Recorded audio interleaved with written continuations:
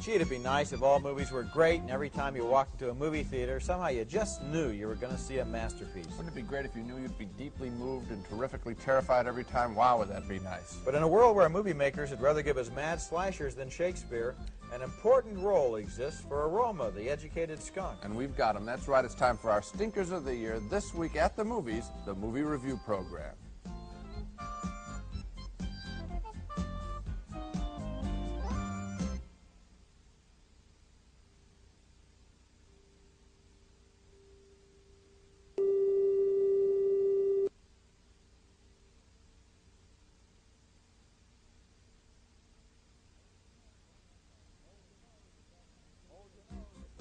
Hold your nose, it's that time of the year again for the Stinkers of 1982, the year's worst movies, this week at the movies.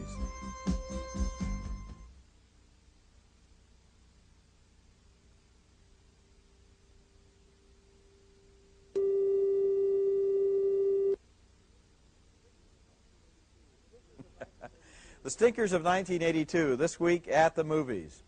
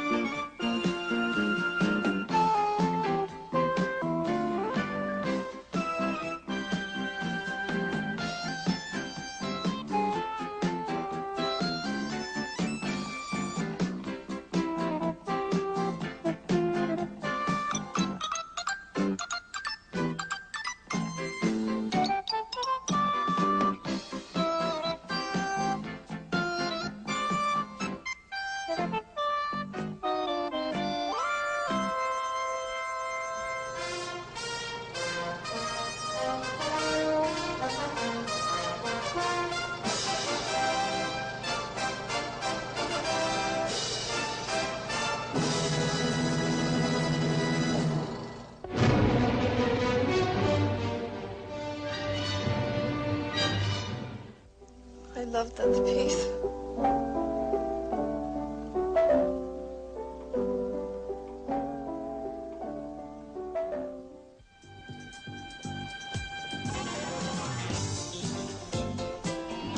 Scenes from some of the best movies of 1982, which we'll be talking about on the special edition of At the Movies.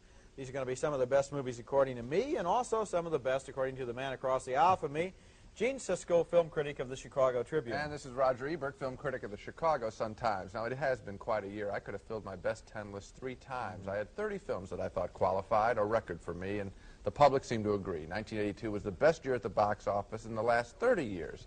And more adults came back to the movies, and while young people are always steady moviegoers, last year, according to the Gallup poll, 14% more adults went to the movies, drawn back by enormous across-the-board hits like On Golden Pond, Rocky III, and the movie Roger begins with on his best list, E.T.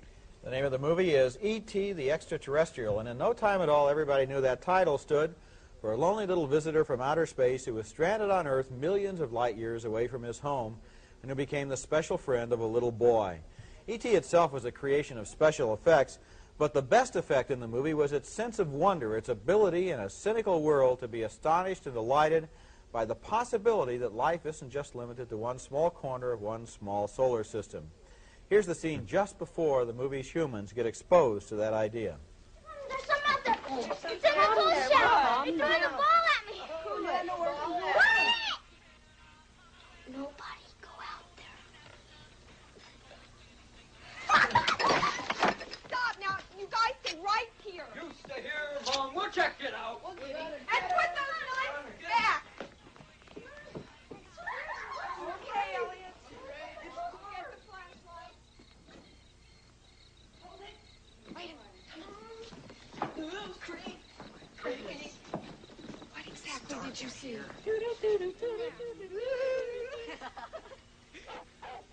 Scary. There's nothing in here. The gate's open. Look at these.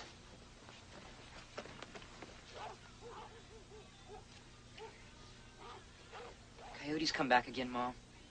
Okay, party's over. Everybody back inside. Now, hurry up.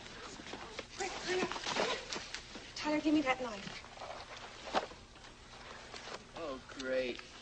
Nice one, Elliot. It was an accident. A pizza. Yeah. Who said you guys could order a pizza, huh? Him. But in the house. You geek, man. But Mom, it was really nice for her. Douchebag, Elliot. Don't douchebag talk in my house.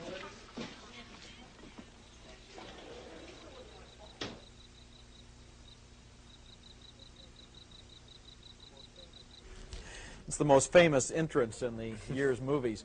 Later on, of course, that small boy becomes the good friend of the small extraterrestrial.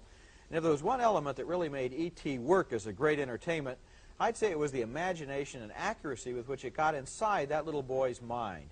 E.T. wasn't a science fiction movie so much as it was a memory of the fierce attachment and loyalty that kids have for pets and for playmates, and if the opportunity presents itself, even for alien beings. By the end of the year, E.T. was being written about as the biggest box office bestseller of all time and as a merchandising phenomenon, but E.T. was also a real good movie, and I put it third on my list of the top 10. That's where it is on my list, too, and I think you're quite right. A boy and his dog story is the key to understanding this. And Boy and his alien. right. And I also think, you know, people want to know, what does the Steven Spielberg, the director of this film, have that makes him so special? And I think he understands one thing very well, the drama of setting your world in the beginning of a picture, quite real, low-key. You see it in Jaws, you see it in Close Encounters, his pictures. You see it here again. You see it in Poltergeist, too. Suburbia, ordinary people, the details are right, what's in the refrigerator, the right products, what the kids say is all right, and then you can accept something wild happening. Ordinary life surrounded by the unknown. And the opening, in the scene that we just saw here, for example, the foreground, Nero says, is all dark. Right. Then you have that kitchen table with a light over it. Right. Not that the whole kitchen is lit up and nice and warm and safe, but that just outside the family circle is this whole universe of possibilities. Anything can happen, and we look forward to something wild happening. My first selection of the year's best turns out to be number 7 on my list, and it's Personal Best, the story of a young woman growing up in the world of Olympic track and field competition and learning the meaning of love and friendship and competition. Personal Best got a lot of attention last February when it was released because of its sexual frankness, and a lot of the nudity in the shower scenes seems appropriate, and also some scenes of sexual fondling between the two lead female characters, Mariel Hemingway as a young athlete on her way up, and Patrice Donnelly as a veteran athlete who takes young Hemingway under her wing and into her home. But their life together is not without quarrels. After all, they are competing for spots on the same Olympic team. Oh, God, can we just go work out? Do whatever you want. That's just it. I can't stop worrying about you. What about me? What you're thinking, what you think I think, what you want, everything, I don't know. So, you worry about what everybody thinks. Why should you be different with me? Hi! Come on, you guys. Either you move out or I move out, and we really are just friends. One of the most exciting elements of this adventurous film is the way it celebrates women's bodies in its track and field sequences.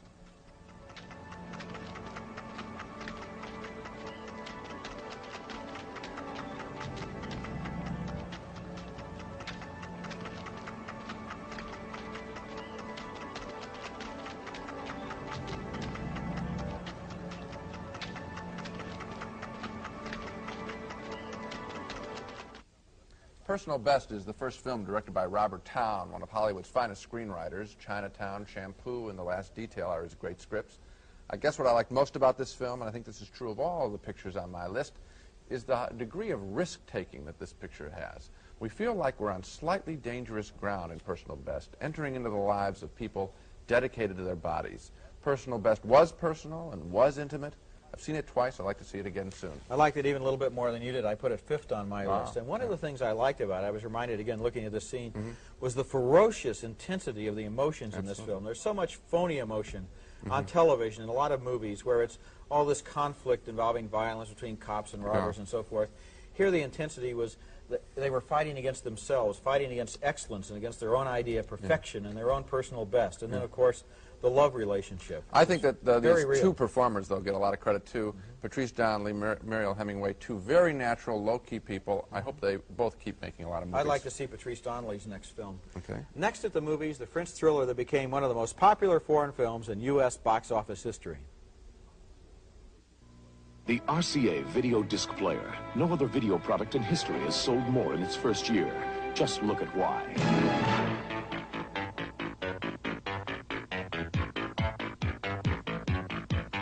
The RCA video disc player lets you see great entertainment on your TV with a remarkable picture, and now even stereo. Players start at $2.99. So why not get more out of your TV? We'll open your eyes, RCA. Did you brush your teeth yet? Math test tomorrow. Can't help you with metrics. I thought you knew everything. Hey, I do about some things, like cavities. Oh. I know you could get even fewer than I did. How you know that? Because I know Advanced Formula Crest has fluorostat. So? Compared to the crest I grew up on, it's even tougher. My homework's tougher, too. Quit worrying. You always make Mom and me real proud. With Crest, your kids could have even fewer cavities than you did. Sore throat? Say ah. Septic. The ah in Chloraseptic is for fast temporary relief of minor sore throat pain. Septic. Doctors and pharmacists have been recommending Chloraseptic for over 20 years.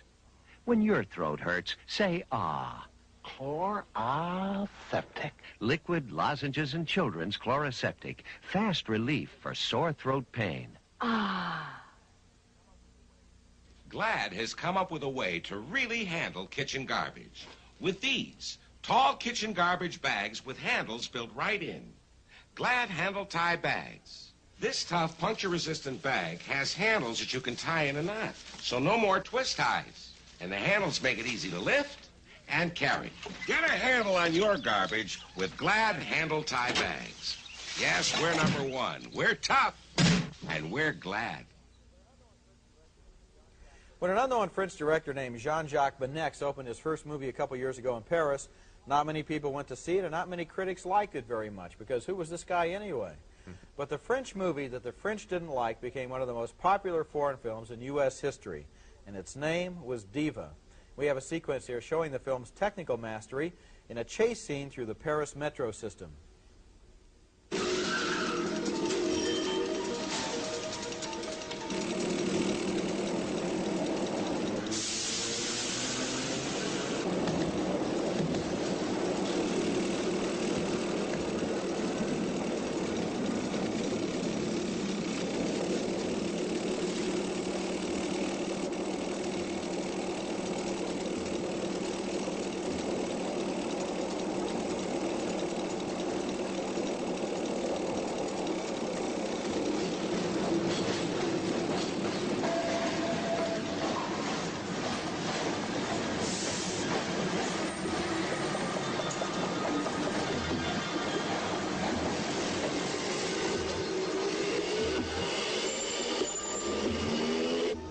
That scene is a reminder of the sheer exuberance of motion in the movies. And one of the best things about Diva was that the movie wasn't afraid to throw in everything in its plot except the kitchen sink. In fact, the kitchen sink did make it in, an inspired little scene about Zen Buddhism and the art of buttering bread. The movie was also about a great opera singer and a corrupt police force and a French prostitution ring and 2 stolen tape recordings and a mysterious man who seemed to pull everybody else's strings. Diva was a movie of great style and energy and good humor, and I put it second on my list. And it was #4 on mine, so we both really liked it a lot. And I think the exuberance is the key here. I mean, you came into this, I didn't know anything about this movie when I saw it, and I came in there, and it's alive. And I think it has to do with the director. First-time directors will really throw everything in. He was just right out of the gate. This guy had been the assistant director for the last 10 years for everybody from Claude Chabrol to Jerry Lewis. Right. And all that time he must have been thinking, what will I do when I get my hands on a movie? Just storing away scenes and camera angles. And, you know, great characters. It had 2 chases, not just one. Most movies are about one thing and one character. This had 2 great chases going on at the same time. Lots of subordinate characters, supporting characters that were interesting. 2 parallel criminal plots. Great. Just loved it. Yeah. Well, my next choice is Tootsie, which finished #2 on my list because Tootsie is a great piece of American commercial movie making. It's a good, intricate story, a big star, and a memorable performance, lots of laughs, and we also walk out of the theater happier and a little wiser. You probably know the story by now. Dustin Hoffman plays an out-of-work actor, so desperate for a job. He dresses up as a woman and, without telling anyone, pretends to be an actress and auditions for a role on a woman's soap opera. Okay, Miss Michaels, we're going to do a little camera test now. Yes. let me have a right profile, camera 1. Camera 3, give me a left profile. What side? Left side. Which way for your left? What? Is that my left or your left? Wait a minute. What are you talking about? My left? Your left. Miss Michaels, nobody's talking to you. Oh, I'm sorry. I thought you wanted my profile. Not so close on camera 3. Camera 3, back off. I'd like to make her look a little more attractive. How far can you pull back? How do you feel about Cleveland? Very good line. And nice direction there, because you see, by showing all the television monitors, it gives us a chance to inspect Hoffman as this character. It's really good movie making by Sidney Pollack. Well, Hoffman as Miss Michaels does get the job, and doing so, I think he really reveals to us the exquisite pain that young actors suffer just to get work, any kind of work. The script also reminds us a thing or two about sexual role-playing, and above all, Tootsie is great fun. I suppose I'd rather laugh at the movies than just about anything else, and Tootsie made me laugh the most in 1982. I think Hoffman did something in this movie that not many actors could have done. Not only did he make a character that we identified with to begin with, the young actor is out of work, but he makes this woman into another character, not the first character in drag, but a second character, a woman. And then also, of course, because he is able to move in this disguise through the world, as you pointed out, we get all of the insights into what the woman's world looks like to a man. It's interesting. You know, a lot of people want this character to come back, and they're talking to Hoffman about making it a sequel. He had a great line. He says, well, I suppose in the next film I could conceive. You know? Great. Coming up next, my choice and Gene's choice for the best movies of 1982, and I don't think we agree. And now for number 1. My choice for the best movie of 1982 is Sophie's Choice, an ambitious and emotionally charged film that took a real chance by dealing with 2 different tragedies in 2 different countries at 2 different times. The character who connects the 2 tragedies is a Polish Catholic woman named Sophie, who lost her family in the Nazi concentration camps, and who in this scene has escaped from those camps and somehow made her way to a Brooklyn rooming home where she falls in love with a brilliant madman and utterly fascinates the young southerner downstairs who wants to be a great novelist. Yeah. When I was a little girl, I remember I lay in bed and I hear my mother downstairs playing the piano and the sound of my father's typewriter. I think no child has a more wonderful father and mother.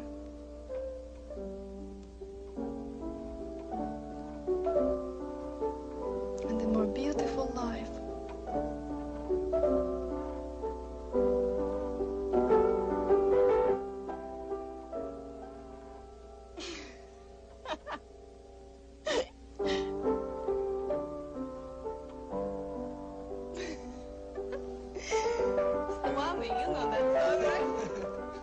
That's Meryl Streep as Sophie in a wonderful performance. Even while she's entering into the laughter and the romance of the story set in the present day, she still contains memories of the time just a few years ago when it seemed to her that love and laughter had disappeared from the face of the earth. And it seemed to me that Sophie's Choice was about the fragility of love. It was a reminder that disaster can strike us not only from the outside, from an evil political system, but also from the inside, from the treachery of our own hearts. I don't get the treachery of the hearts bit. I also don't agree with you that this film's that good either. Well, I'll explain the treachery of the hearts. Here's a woman who has not only been destroyed in spirit in the concentration camps, but she's lost her family in an incident that makes her feel so guilty that it's necessary for her to fall in love with a man who's going to destroy her. And she knows that. Yeah. Well, my problem is that I thought that this whole character of the man that's going to destroy her was very poorly developed and not particularly well played. And that's this guy, Nathan, that's behind her on the piano there. And as a result, I thought that the movie, most for me, was just a sad story, beautifully played by her, but gaining a lot of its interest from the fact that it is a Holocaust story, and as a result, almost easily is going to make us feel very sad. And that, to me, was about it. It didn't have the epic quality I found in the book when I read it. That's why it didn't make my list. That's very strange. I totally disagree with you. It seems to me that this is Sophie's story, and because it's Sophie's story, you can't just dismiss it as being one more story about the Holocaust. No. Well, it's a specific story about a person. Yeah, but I just found these other characters not supporting her as well as I found in the book. We disagree. Okay.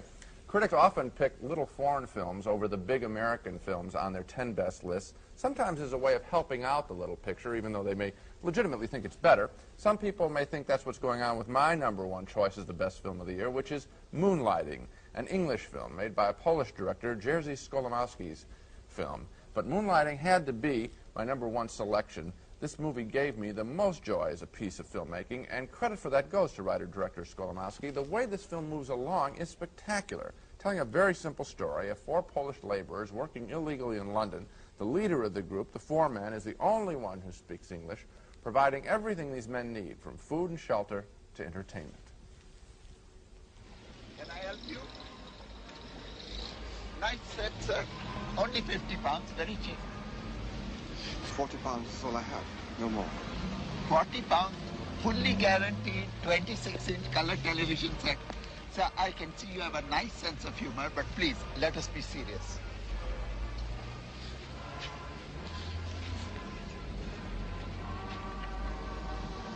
£40 without the guarantee. Cash.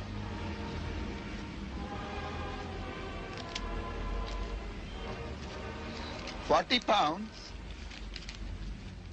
No guarantee, no aerial. £40 without the guarantee and with the aerial. Tough bargain. It's tough to survive. This is a real survival story. That was Jeremy Irons as the foreman. You may remember him from The French Lieutenant's Woman. Moonlighting can be enjoyed simply as an adventure film with these men at work under a tough boss who is trying to survive the best he can, stealing food out of the supermarket for his workers and for himself. And it also can be enjoyed as a political statement about the way being a boss is intoxicating and how all political societies control workers, capitalist societies with money, communist societies with outright fear. I felt sorry for the worker in this movie, but I also felt overjoyed at the filmmaking of their story.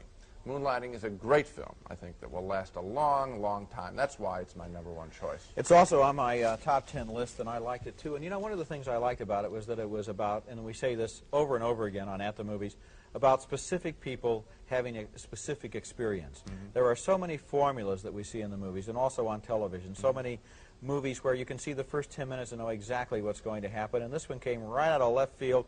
That opening scene, you don't know what it means, and then it goes right on from there. And they're building a house. All the while that these characters are developing, they're building a house, and the next time I go to London, this is how much I love this movie, You're gonna go I look got for to it. find that house, and I want to walk around inside of it, because this movie literally created a whole world. Are you going to shoplift a frozen turkey down the street of the supermarket? I think I'll skip that part of the movie, all right? Next, we'll come back and look at both of our complete lists of the 10 best movies of 1982. Look at me. Do you like what you see? Good. Because it's not me. It's a recording of me on Memorex videotape. This remarkable tape has been recorded and re-recorded 100 times, but I bet you still couldn't tell if it was Memorex or me, which really isn't me. It's Memorex. Memorex videotape. Even after 100 recordings, you'll wonder, is it live or is it Memorex?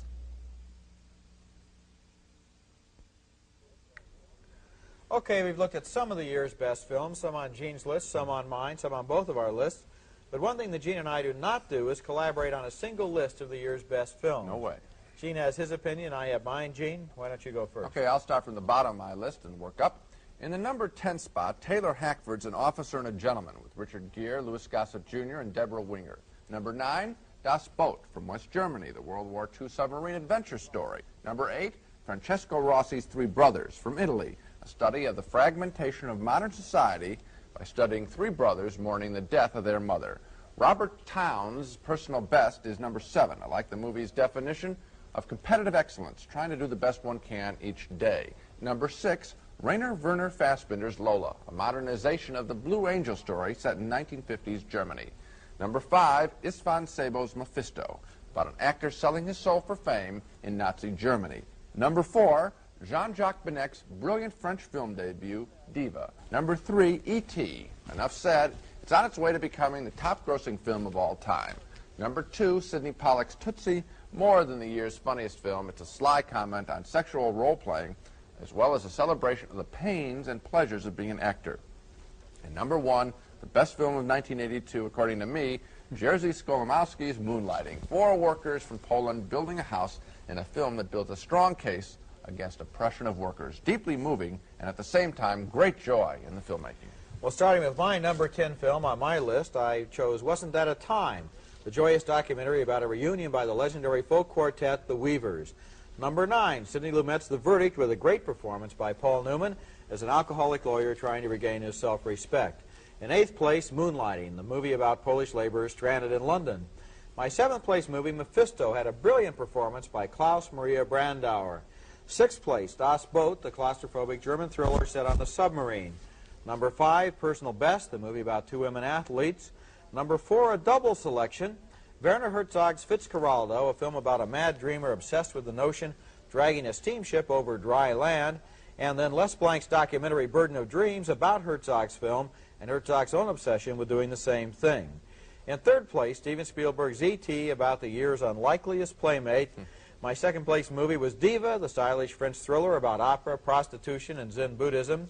And in 1st place, my choice for the best film of 1982, Alan Pakula's Sophie's Choice, starring Meryl Streep, Kevin Kline, and Peter MacNicol in a battle between romance and self-destruction. That's it for the year's best movies. Join us next week when we'll look at the other side of the coin, the stinkers of the year, films we'd like to give one last kick to. That's next week, and until then, we'll see you at the movies. Promotional considerations paid for by Ward Johnston, Johnson Wax, and Super Pop Popcorn. Hooray for Raisinets. Now you can enjoy one of the all-time favorite movie candies at home. Goobers and Snow Caps, too. Hooray for Raisinets. Glade Aerosol, the air freshener that instantly makes your home fresh. One spray and you'll know the difference Glade made. Super Pop Popcorn, a tender, delicious, nutritious snack at an economical price. Super Pop Popcorn, it's the one snack you can't eat alone. Super Pop.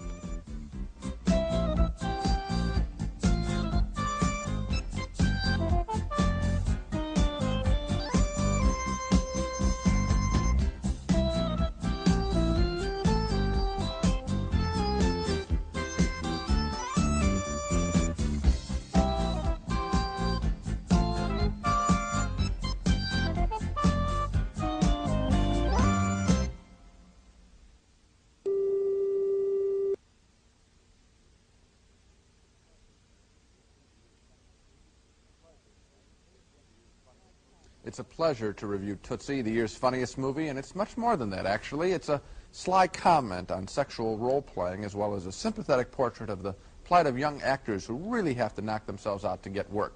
In Tootsie, Dustin Hoffman stars as an actor so desperate for a job, he decides to masquerade as an actress, double his chances, and what do you know?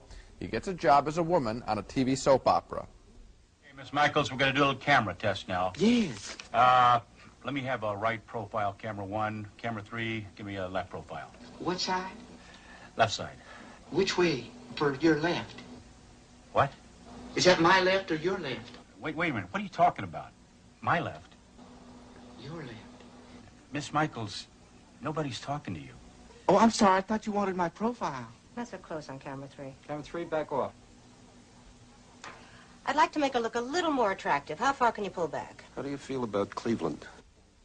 It's a nice bit of movie making by director Sidney Pollack, who early in the picture lets us see all sides of Dustin Hoffman in makeup. My admiration for Dustin Hoffman keeps growing. Here's an actor who doesn't need to keep taking chances, and most actors of his stature really don't. Think about it. Tootsie could have been an enormous flop, an embarrassment. But Dustin Hoffman makes that woman character come alive, and as a result, Tootsie is one terrific motion picture. I'm Gene Siskel at the movies.